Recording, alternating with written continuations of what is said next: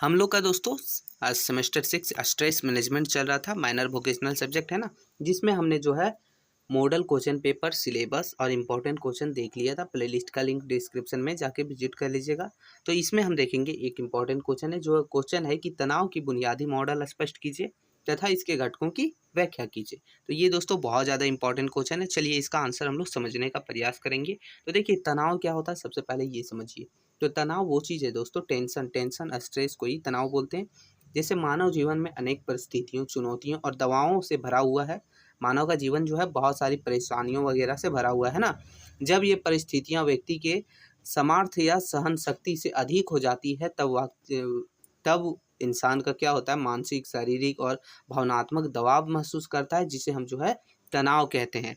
यानी जितनी भी परेशानियां हैं मानव के जीवन में, ठीक है, उन सभी की परेशानियां जो है सहन शक्ति से ज़्यादा हो जाती है, तब मानव का जो है मानसिक, शारीरिक और भावनात्मक दबाव महसूस होता है उसे, ठीक है। तो उसी को हम जो है स्ट्रेस बोलते हैं। तनाव जीवन का एक अभिन्न हिस्सा है, अंग है, लेकिन इसका स्वरूप सकारात्मक और नकारात्मक दोनों हो सकता है। यानी जो तनाव है, स्ट्रेस है, उसका जो असर है वो पॉजिटिव भी होता है, कभी कभी नेगेटिव भी होता है, ठीक है। तो दोनों होता है। तो इस वीडियो में हम हर एक चीज़ समझेंगे, है ना।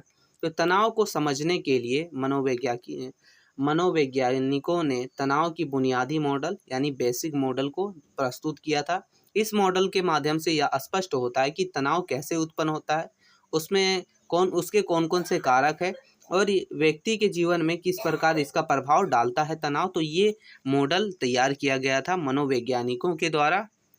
तो एक एक करके हम लोग पढ़ेंगे कि आखिर तनाव का बुनियादी मॉडल क्या है। तो देखिए सबसे पहला मेरा हो तनाव का बुनियादी मॉडल, है ना। तो देखिए दोस्तों, तनाव की बुनियादी मॉडल को समझने के लिए सामान्यतः 3 प्रमुख चरणों का उल्लेख किया जाता है या फिर किया गया है।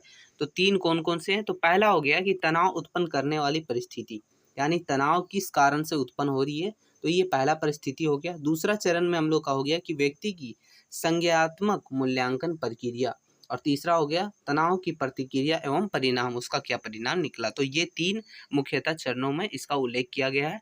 इसे सरल शब्दों में हम लोग अगर समझे तो देखिए कैसे बोल रहा है। पहला चरण हो गया कि व्यक्ति के सामने आई कोई भी चुनौतियां या खतरा जो है वो क्या उसका उपस्थित होता है। दूसरा जो है पहले खतरा आया, ठीक है, उसके बाद व्यक्ति जो है अपना अनुभव, ज्ञान या फिर अपना मानसिक शक्ति से के आधार पर उस स्थिति का मूल्यांकन करेगा। और जब सहन से ज़्यादा हो जाएगा, तीसरा चरण में क्या है, उस मूल्यांकन के अनुसार व्यक्ति की शारीरिक और मानसिक प्रतिक्रिया उत्पन्न होती है और स्ट्रेस पैदा हो जाता है। यही है स्ट्रेस, ठीक है। तो इसका बुनियादी मॉडल जो है 3 चरणों में वैसे विभाजित किया जाता है। तो चलिए एक एक करके देखते हैं। तो पहला हो गया हम लोग का कि तनाव उत्पन्न करने वाली परिस्थिति, यानी किस किस परिस्थितियों के कारण तनाव उत्पन्न होता है।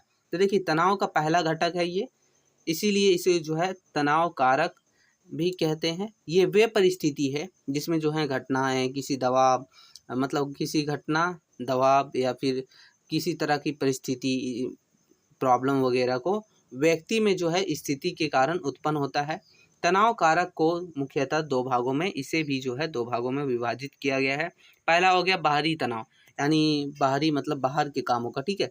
तो तनाव कारक या फिर बाहरी तनाव आप ऐसे भी लिख सकते हैं, कोई इशू ना है। तो देखिए कार्यस्थल का दबाव, यानी कि आप कहीं काम वगैरह करने जाते हैं वहाँ का दबाव। आर्थिक कठिनाई, यानी कि पैसे वगैरह की कठिनाइयों के कारण।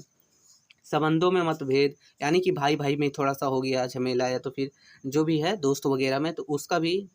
तीसरा हो गया भीड़ भाड़, शोर, प्रदूषण, ये सब कारण से भी स्ट्रेस पैदा होता है। बहुत बार देखिएगा बहुत ज़्यादा भीड़ है तो वहाँ से भी, शोर वगैरह से, ठीक है, मतलब ध्वनि प्रदूषण वगैरह से भी ये सब होता है। फिर है दुर्घटना या प्राकृतिक आपदा से भी आपका जो है तनाव पैदा होता है। तो ये पहला रीजन हो गया बाह्य तनाव, ठीक है, यानी कि बाहरी तनाव। अब आंतरिक तनाव होता है दोस्तों। आंतरिक तनाव क्या है? तो देखिए सकारात्मक सोच, सॉरी नकारात्मक सोच। देखिए गलत सोच के कारण भी कभी कभी आप देखिएगा कुछ मतलब फ्यूचर का टेंशन लेने लगते हैं तो स्ट्रेस पैदा हो जाता है ना। तो ये हो गया नकारात्मक सोच।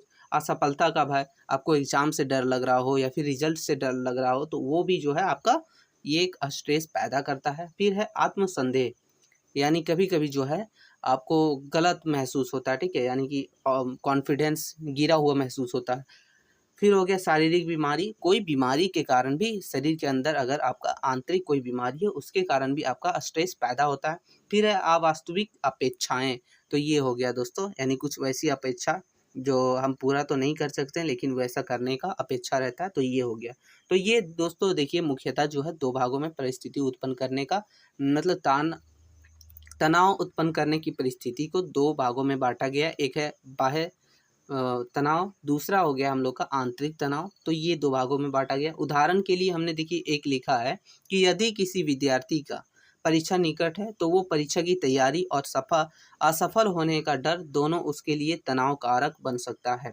यानी कि देखिए किसी का एग्ज़ाम आने वाला है तो परीक्षा का डर भी रहता है और फेल होने का डर भी रहता है, तो वो एक तनाव कारक बन जाते हैं। तो ये हो गया। दूसरा है संज्ञानात्मक मूल्यांकन प्रक्रिया, यानी कि तनाव हमेशा परिस्थितियों पर नहीं, यानी कोई परेशानियों पर नहीं, बल्कि व्यक्ति के मूल्यांकन पर निर्भर करता है। जैसे अब छोटी सी परेशानी आई, ठीक है, तो आप अगर नॉर्मल से अगर उसे डील कर ले रहे हैं तो वो तनाव नहीं आएगा, लेकिन वैसा कुछ मूल्यांकन कर रहे हैं, ये आपके लिए हार्ड लग रहा है, तो वो आपका मस्तिष्क वगैरह से जो है स्ट्रेस पैदा होता है। एक ही परिस्थिति को 2 अलग-अलग दृष्टिकोण से देखा जा सकता है, ठीक है। तो देखिए इसे भी जो है मुख्यतः 3 चरणों में माना गया है इस प्रक्रिया को। पहला हो गया प्राथमिक मूल्यांकन, यानी व्यक्ति यह आकलन करता है कि परिस्थिति उसके लिए हानिकारक या चुनौतीपूर्ण या अप्रासंगिक है। यानी कि वो उसके लिए वो जो परिस्थिति कोई भी पैदा हुआ वो ज़्यादा खतरनाक है, ठीक है। यदि यही स्थिति हानिकारक या खतरनाक लगती है तो तनाव संभावना अधिक है, यानी तनाव ज़्यादा पैदा होता है।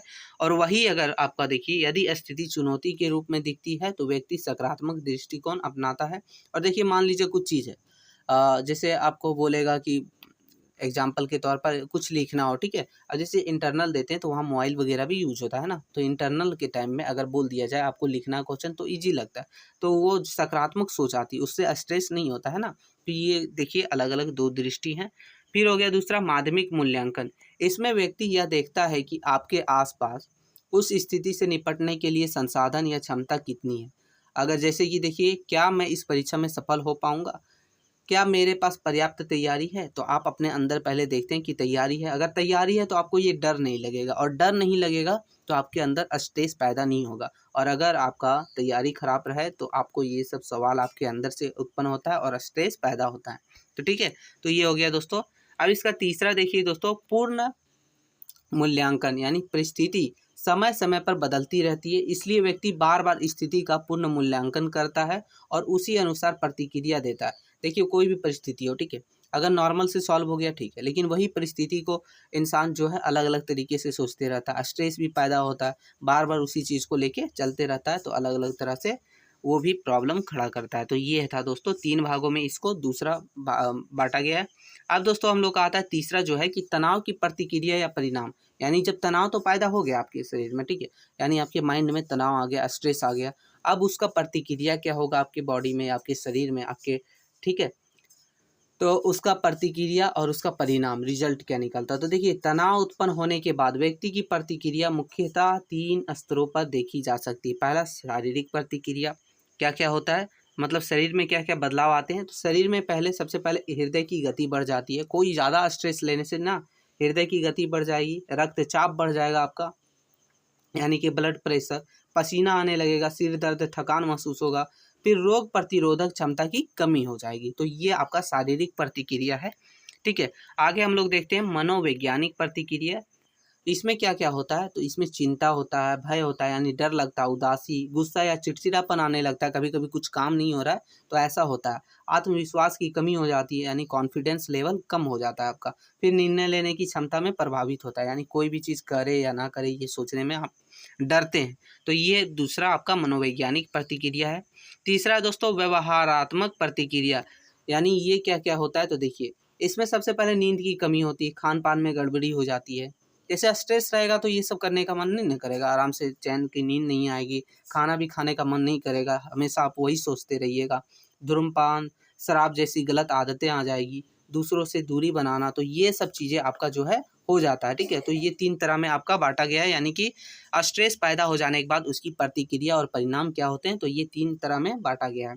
तो हमने दोस्तों देखा कि आखिर कारक के सॉरी तनाव के बुनियादी मॉडल क्या है, पहले तनाव पैदा कैसे होता है, फिर जो है उसका देखा प्रतिक्रिया वगैरह, मतलब हर एक चीज़ डिटेल हम इस वीडियो में देखें। अब थोड़ा सा निष्कर्ष देख लेते हैं। बोला तनाव जीवन का एक हिस्सा है। देखिए ये तनाव तो है, आते जाते रहेगा, इसे पूरी तरह से खत्म नहीं किया जा सकता, लेकिन इसे नियंत्रित किया जा सकता है। खत्म तो नहीं होगा लेकिन कंट्रोल हो सकता है। बुनियादी मॉडल हमें यह समझाता है कि तनाव केवल परिस्थितियों में नहीं बल्कि हमारे सोचने और प्रतिक्रिया देने के तरीके में भी बनता है। यदि हम सकारात्मक दृष्टिकोण और आत्मविश्वास रखें तो तनाव को ऊर्जा और सफलता में बदल सकते हैं। यानी कि कहने का मतलब ये है दोस्तों, तनाव जो है वो जीवन का एक हिस्सा रह चुका है, ठीक है। वो कभी बदलेगा नहीं, ना ही वो पूरा तरह से ख़त्म होगा, लेकिन उसे कंट्रोल किया जा सकता है। तो इसका जो बुनियादी मॉडल है वो हमें समझाता है या फिर हमें ये सीख देता है कि कोई भी परिस्थिति, भले ही कोई भी परिस्थिति हो, लेकिन आप अगर उसे सोचने और प्रतिक्रिया देने की तरीके अगर अलग करते हैं तो वो सकारात्मक तरीके से सोचिएगा तो आप जो है तनाव को कम कर सकते हैं। तो ये तरीका है दोस्तों। तो ये था दोस्तों हमारा कि तनाव वगैरह के बारे में हमने पढ़ लिया कि उसका बुनियादी मॉडल क्या है, उसको स्पष्ट कीजिए। और साथ ही साथ जो है इसका हर एक चीज़ हमने देखा। तो वीडियो थोड़ा भी हेल्पफुल लगा तो एक लाइक कर दीजिएगा। मिलते हैं नई वीडियो में, तब तक के लिए जय हिंद दोस्तों।